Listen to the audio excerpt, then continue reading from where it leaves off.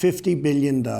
25 billion euros. A $1 billion COVID-19 response fund. This is how some of the world's biggest economies are responding as COVID-19 sparks panic. This is not a financial crisis.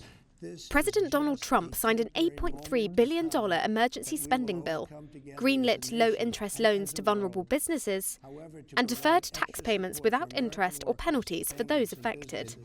This action will provide more than $200 billion of additional liquidity to the economy. Payroll tax cuts and paid sick leave for gig workers were mooted. The Federal Reserve cut interest rates by 0.5 percentage point, its first emergency rate move since the 2008 financial crisis. China has earmarked the equivalent of $15.9 billion, ramping up support for virus-hit regions. We will provide strong monetary policy support to fight against the epidemic and promote the development of the real economy. The central bank has cut several of its key rates and urged banks to give cheap loans and payment relief to exposed companies.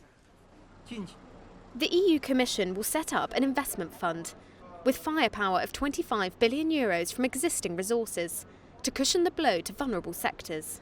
We will use all the tools at our disposal so that our economy resists this storm.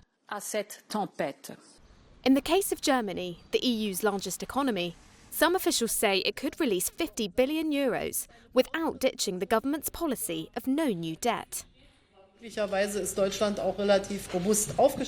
coalition did agree to increase public investments by 12.4 billion euros by 2024 and to make it easier for companies to claim subsidies to support workers on reduced working hours. Italy has been the hardest hit EU country and is raising spending to counter the crisis. Prime Minister Giuseppe Conte optimistically estimated just 7.5 billion euros would be needed. Just a week later, that was upped quite considerably. 25 miliardi.